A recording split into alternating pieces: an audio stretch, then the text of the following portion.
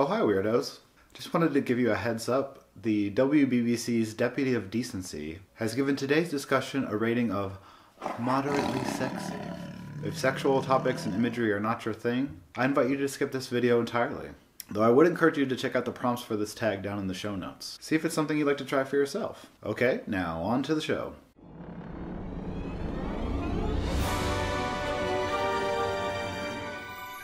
It's Pride Month, which means that millions of queer people around the world are embracing their inner truths and aggressively flaunting them in public. Because fuck you. Some might call this behavior shameless. Others might call it just a regular Friday night. People have their different comfort levels, which I can respect. But I think most of us can agree that if you're not letting it all hang out a bit more than usual, you're kind of wasting your Pride Month. And that concept of shamelessness, of letting one's freak flag fly, and not caring how others might judge you, is what inspired me to create this tag. It's also an appropriate theme for me at this time in my reading life. Because, number one, a bunch of very nice and talented booktubers have already nominated me to do other tags. And instead of being appropriately grateful and social, here I am making up a brand new one that's all about me. Secondly, as much as I'd love to do an in-depth review for every book I read that blows my mind, I've come to peace with the fact that I will never have the time or mental capacity to ever do that. So even though I hope that a ton of you find these prompts compelling enough to try them out for yourself, I may have designed them to discuss a set of books that I've been meaning to gush about for a long time now. Sorry, not sorry. Prompt number one is Shamelessness Personified. Talk about a book, a character, or even a writer who you feel best embodies what it means to be shameless. For this one, I'm going to talk about Cousin Bette by Honoré de Balzac. I hope you enjoyed my terrible French accent there. I've seen this book described as a soap opera hidden inside a classic French realist novel, which on one hand is totally fair because it's absolutely dripping with juicy drama. There's tons of blackmail, courtesans acquiring incredible fortunes by juggling 6 or more wealthy lovers at a time, and even some kind of poison or biological agent that melts people's faces off. On the other hand, it's also described as a tale of revenge, where a noble family's working-class cousin plots to take them down from the inside.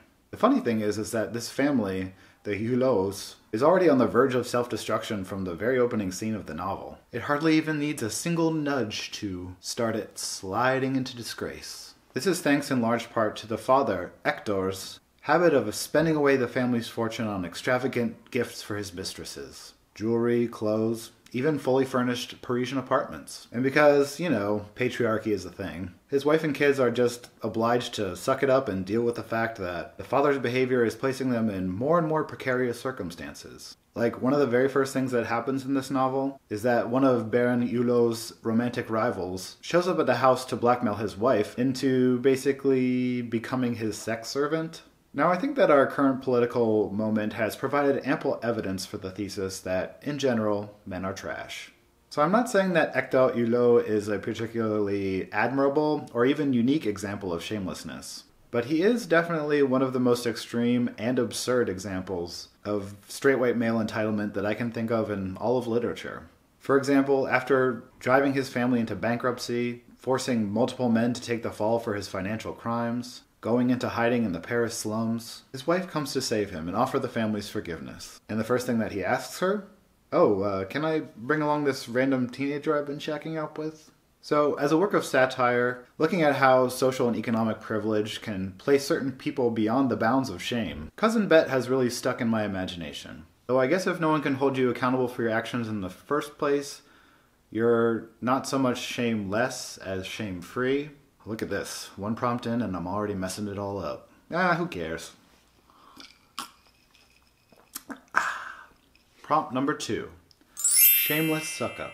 Talk about a book outside your comfort zone that you read mainly because you really like or admire the person who recommended it. For this one, I'm going to talk about Excellent Women by Barbara Pym. So, fun fact, I typically try to have one audiobook and one physical book going at any given time. And I was listening to yet another Balzac novel on my library app called The Wild Ass's Skin. But it just so happened that I couldn't finish it. Not because I wasn't enjoying the book, but because the narrator's fake French accent was so terrible that I literally could not understand the dialogue. So here I am, bereft, briefly audiobookless, when I think, hey, I loved Sean the Bookmaniac's reviews of Barbara Pym's novels. Let's see what all the fuss is about. And the fuss, she is very much warranted. I typically don't gravitate towards books that are overly mannered or very much concerned with ideas of propriety. You know, smart people making observations about all the hypocrisies and double standards they see playing out around them, while themselves remaining very reserved, very much staying in their lane. And the protagonist of Excellent Women, Mildred Lathbury, at first seems very much like that type of narrator. A self-described spinster, a daughter of a clergyman now living in London, whose daily life is very much bound up in service projects at her local parish. But where other novelists are far more timid, I think that Pym does a really excellent job of prodding some of the social fractures we see in the novel, both in the ways that Mildred sees herself and in some of the communal dramas swirling around her. She really revels in a lot of the strangeness and tension that lies just below the surface of everyday life. Like, because Mildred is a romantically unattached and dutiful Christian woman, people around her just constantly assume that she's at their beck and call, and totally unself-consciously ask her to run deeply personal errands on their behalf. Like her neighbors, a couple who goes through a brief separation, ask her to completely manage their move out. Or when a woman who's engaged to marry the vicar petitions Mildred to take in her future sister-in-law as a roommate, so she can live alone in proper domestic bliss with her new husband. The expectations placed on Mildred are just so inexplicably high. The kind you might base on a deep personal relationship built over the course of many years. And yet people keep articulating these assumptions having basically just met her. It all starts to take on this Kafka-esque, surreal quality of being a cog caught in the social machine.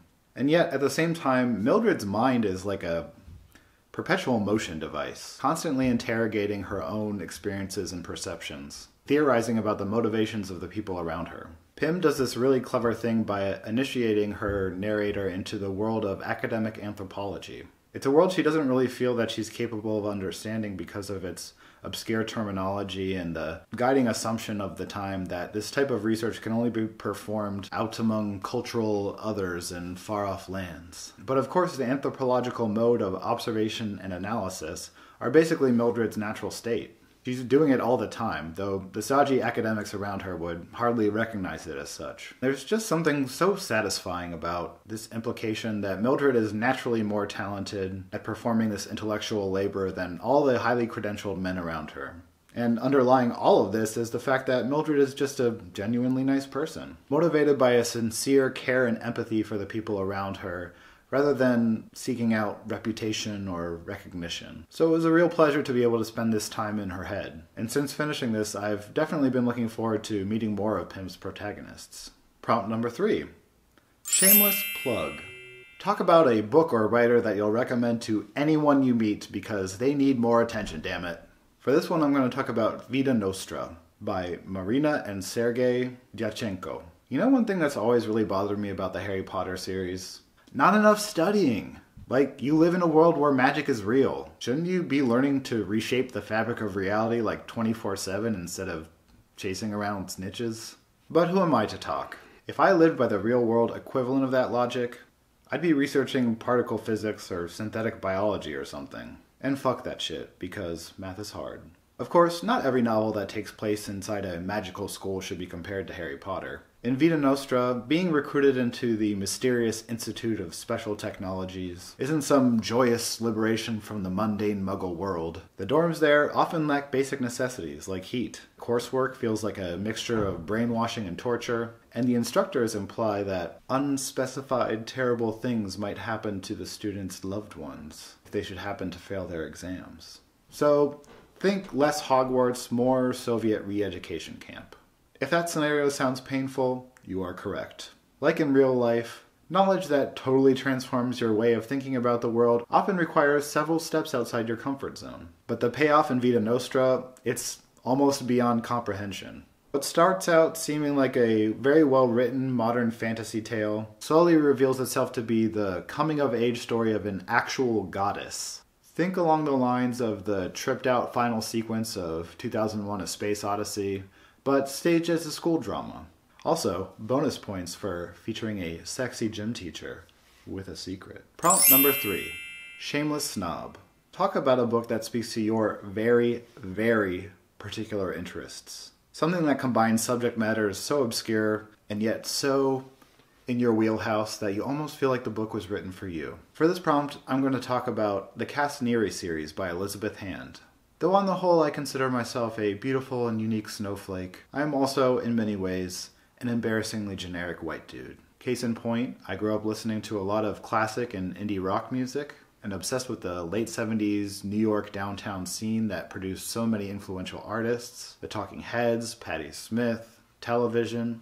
It's also been relayed to my generation as this almost mythical time of creative cross-pollination between people working in different art forms. It's this sort of fantasy of what so many young, creative, ambitious minds can achieve when they're all packed into the same urban center, and they don't particularly care about upholding boundaries between different genres and art forms. Add on top of that my lifelong love of mystery, horror, and noir, and you'll understand why I become so entranced every time I begin a new novel in the Cass Neary series. These are 3 books that center around a woman who found her 15 minutes of fame in the late 70s, photographing the grittier side of the downtown scene. Not just the creative surges and cult successes, but the drugs, the desperation, the people who threw themselves into this lifestyle, body and soul, and did not survive. But Cass Neary lived on, having long ago fucked up her chances for mainstream success, seemingly doomed to watch her cultural idols fade into myth. She maintains this extensive knowledge of design, artistic process, history, creative influence, all while just barely scraping by on a mix of self-medication and stubborn determination. Also, to quote the author, Elizabeth Hand, she's sort of a borderline sociopath, but we like her. Like many crime and detective series, these books do start to establish a recognizable pattern. Cass goes to a strange place, encounters an eccentric artist or their fans, discovers dark truths about the life conditions that inspired their work, and tries to get the fuck out of Dodge before everything blows up in her face. But incredibly, none of it ever feels repetitive or formulaic. Partly I think that's due to Hand's talent for sort of curating these obscure, far-flung settings, and letting us observe them through the eyes of a woman who's half artist, half whacked-out survivalist, and all kinds of messed up. The series so far has taken us from a small island commune off the coast of Maine, to endless sub-zero nights in Iceland, to eerie artist squats in London's constantly churning cityscape. And every single time I felt completely immersed and totally freaked out. These are not places you typically want to spend very much time. And the art that's described in these series is all the more compelling for being in many ways a byproduct of these hostile environments. It's just so cool the way that they often seem to contain reflections or forewarnings of the dangers that our likable sociopath is about to face. I just saw on Goodreads that there is a 4th book planned for the series, and I cannot wait for it to come out. Prompt number 4. Shameless Fan. A writer or book you know you'll keep returning to despite the fact that there are literally millions of other things you could be reading. For this prompt I'm going to talk about Since I Laid My Burden Down by Brontez Purnell. Now typically I am not a rereader, but I am very much a rewatcher. And the first time I encountered Purnell's writing was actually a YouTube video of him reading from a zine that he was producing at the time called Fag School. His content is just so raunchy and his prose is non-stop hilarious. I've just randomly been pulling up that clip on my phone for over a decade.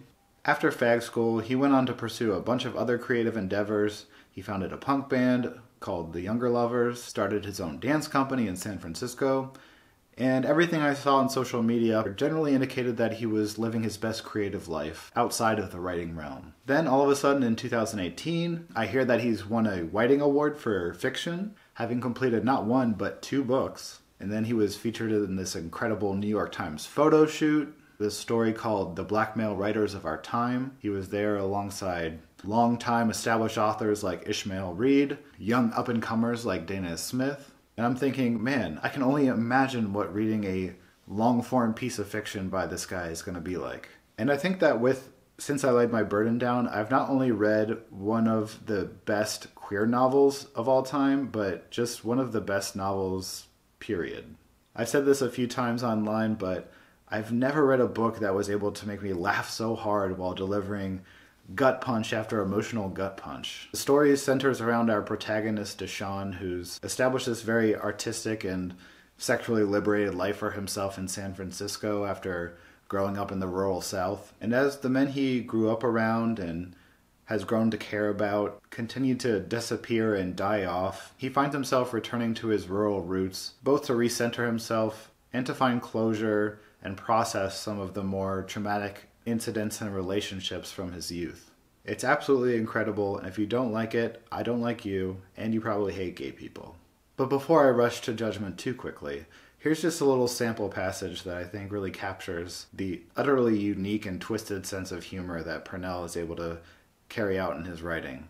This is a scene that occurs after Deshawn has cleaned up the apartment of a former lover who had committed suicide. He's looking into the mirror and he's engaging in some deep self-reflection. There was a time many years ago when he held vague plans of marrying some well-behaved man, moving to the suburbs, adopting children, and calling it a day. This was before he really knew himself. There had been too many self-publicized stunts of him unabashedly expressing himself in public, not to mention all those videos of him getting fucked floating around on the internet. Any man remotely resembling husband material steered clear of him years ago. There was nothing left to do at this point but become a drag queen and own a lot of pets. Deshawn's impending drag queendom loomed over him like college loan debt.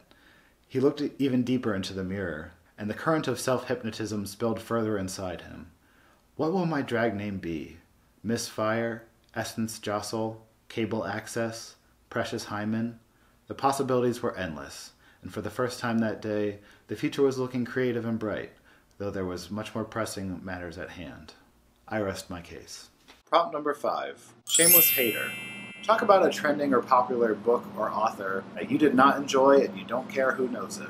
For this prompt, I'm going to talk about This is Caliban by Rachel Ingalls. I think I mentioned this in one of my earlier videos, but the Weird Book Club actually sprang out of a real-life book discussion group that I still do with my childhood friends. This particular novel sort of lingered on our master list of possible book suggestions for a surprisingly long time, despite the fact that it seemed like a pretty easy fit with our general tastes. A repressed housewife has a personal and sexual awakening with a frogman.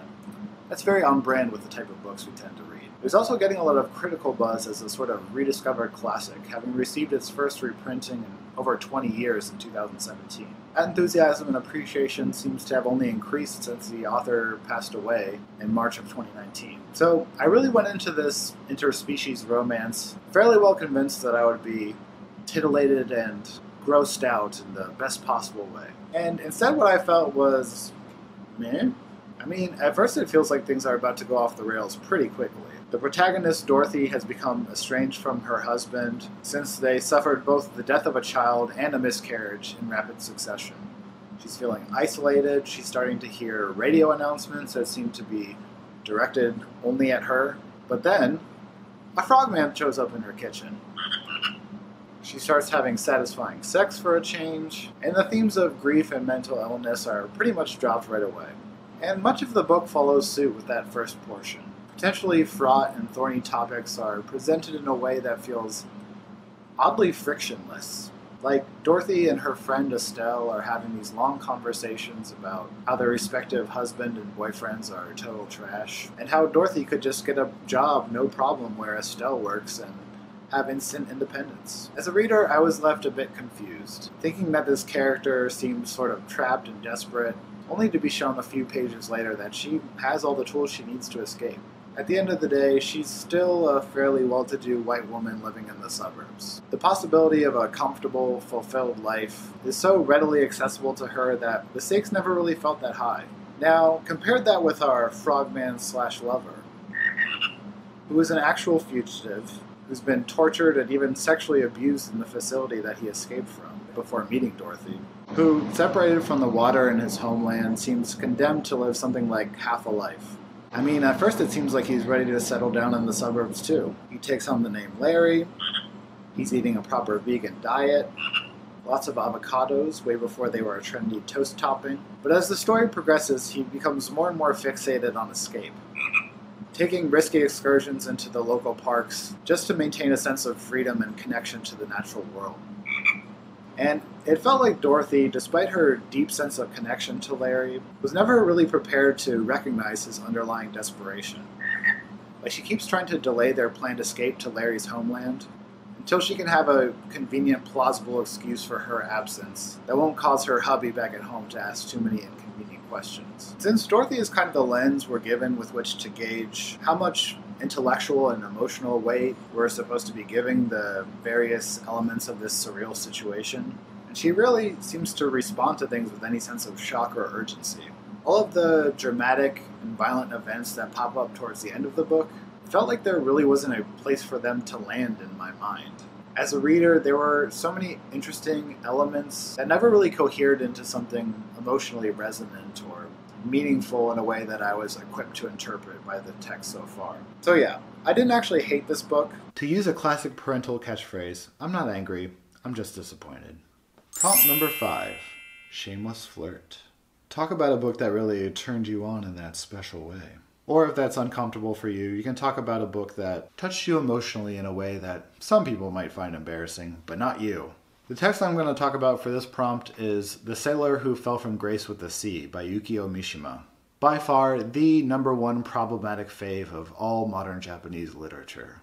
This is a very odd book, which of course means I was highly intrigued by it. Roughly 2/3 of it feels like a very traditional love story, sort of across class.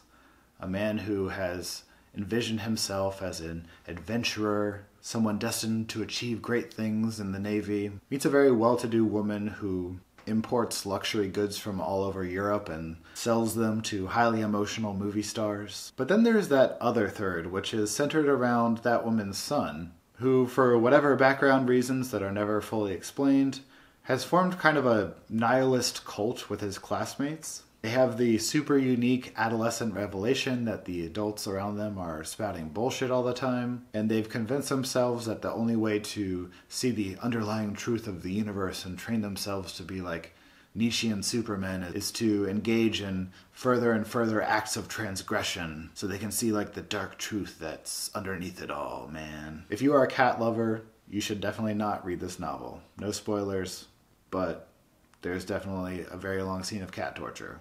But apart from all that, like I said, there's this very sort of conventional love story going on, and there's some really kind of sexy moments in it. I mean, granted, the scene I'm about to read to you is told from the perspective of the son who is watching his mother about to hook up with this hot sailor. But to sort of smooth over the awkwardness of that framework, I'm going to put a sexy montage of a shirtless Yukio Mishima over here while I read to you, maybe some light jazz music, and we'll all have a good time. So this is the scene. His broad shoulders were as square as the beams in the temple roof. His chest strained against a thick mat of hair. Knotted muscle like twists of seizo hemp bulged all over his body. His flesh looked like a suit of armor he could cast off at will. Then Noboru gazed in wonder as, ripping up through the thick hair below the belly, the lustrous temple tower soared, triumphantly erect.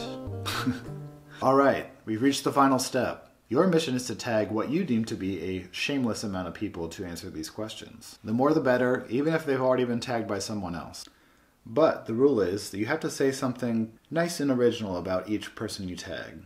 Alright, I'm going to try to do these really quickly because there's a lot of them. Sean from Sean the Book Maniac, because among many other fine qualities, he's my first buddy read buddy. Leo from A Little Book Life, because he's one of the most thoughtful and supportive BookTube community members I've electronically met. Rachel from Colonnati, because she dives deeper into classic SF than anyone I know and seems to find some really rich text as a result. Karen from Run Right Reads, because she reads to you out loud. Maya Angelou, this is a public service you should be taking advantage of. Thomas from SFF 180, because his 13 Days of Halloween series are some of the first videos that really got me excited about trying to do my own booktube thing. Laura from Reading in Bed, because we got to have a great conversation about literary erotica. Mark Nash from, I think his channel is called The Tome Raider maybe, but the actual title is just his name, so maybe I'm wrong. But that's because he's always reading these strange eclectic books that are making me jealous. Plus he's a Kafka completist like me. Allison from Big Al's Books, because from what I've seen on her channel, I think that our literary tastes are virtually identical and that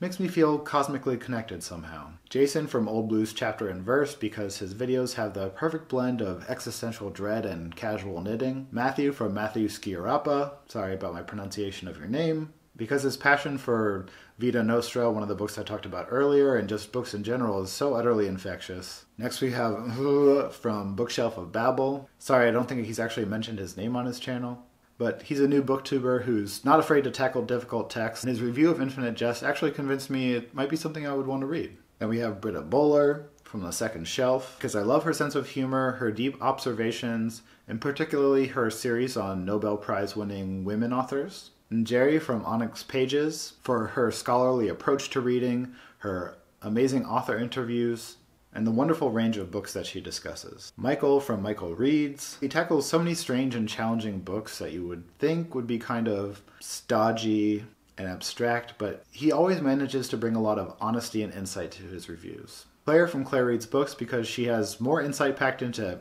every single video she produces than the average master's thesis. Justin from Ghost Reader, because he's a constant pleasant reminder that I really need to learn more about history. David from The Poptimist, because his thumbnail art is the best in the game, and he's also hilarious. Helene from Books by Lenez, two names that I hope I pronounced somewhat correctly. This channel is one of my favorite new discoveries, partly for her hilarious bluntness, and partially because the quality and depth of her reviews is some of the best that I've ever seen. Todd from Todd the Librarian, because he is a pioneer of sleeveless booktube content. If you want to see someone with better biceps than mine talk about books every week, you should definitely check out his Tank Top Tuesday video series. Russell from the Ink and Paper blog, because I love the phrase, get out your Goodreads. It's like a mantra I repeat every day to myself now. Elizabeth from Books and Pieces, because she is truly one of the loveliest of all humans. And she brings this great sense of humor to her discussions of literary fantasy and science fiction. Celia, because she's one of the nicest people I've met through BookTube, and she talks about Clarice Lispector and the Moomins with me. Adam from Memento Mori, because I always enjoy his discussions, and this tag honestly seems kind of on brand for him. Elizabeth from Bookish North, because where else can you get a breakdown of all your favorite Norse sagas? And finally, Greg from Supposedly Fun, because in addition to having the best facial hair on BookTube, he's extremely thoughtful and he's given us all a wealth of Pride Month reading recommendations. And that is it for my first tag video. I hope you enjoyed it, and I hope you are not overly traumatized by my somewhat unique expression of pride. Thanks for watching, and I can't wait to see what you all come up with. Until next time, happy reading, weirdos.